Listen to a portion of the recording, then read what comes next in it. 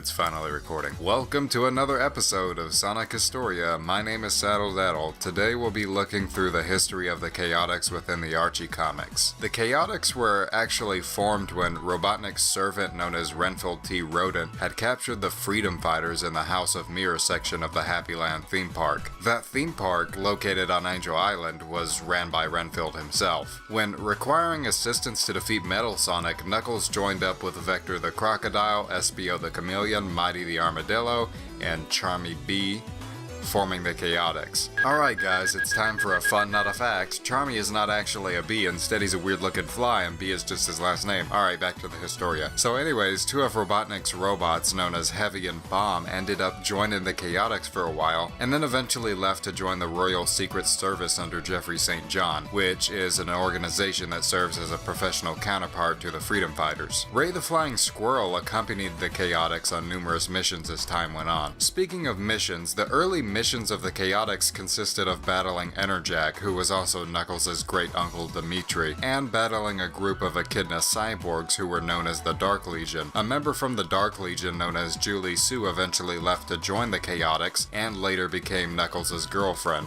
Well, goodness, there's that. Charmy would temporarily leave the Chaotix to return home to the Golden Hive Colony. After the Golden Hive Colony was destroyed, Charmy rejoined the Chaotix, this time with the addition of his girlfriend Saffron B. The Chaotix went on to battle others such as the Metal Sonic Troopers and the Destructics. They acted as security for Mina Mongoose during her world tour and were assigned other jobs like interviewing Rouge the Bat and Fiona Fox for information on their past criminal dealings and such. The Chaotix even found themselves attempting to help Antoine not have a panic attack prior to his and Bunny's wedding, of which the Chaotix were later also guests of. Espio eventually had to leave the Chaotix and return to his Shinobi clan, and then later on rejoined the Chaotix, of course. Mighty the Armadillo eventually left the Chaotix and went with Ray to seek out Mighty's long-lost sister, and then eventually, due to Mobius being once again reset by Eggman's second Genesis wave, the Chaotix were reduced to a detective agency of only 3 members: Vector, Espio, and Charmy. Well, that's it for today's Sonic Historia. Big thanks to Dylan for allowing this to happen. If you're curious as to what kind of content I produce, my YouTube channel is Saddle Daddle. I sometimes, not very often, make discussion videos about cartoony video games. It's been mostly Sonic so far, but for the most part my channel is used for fan projects that I lead, like our current project, our uncut Sonic X parody fan dub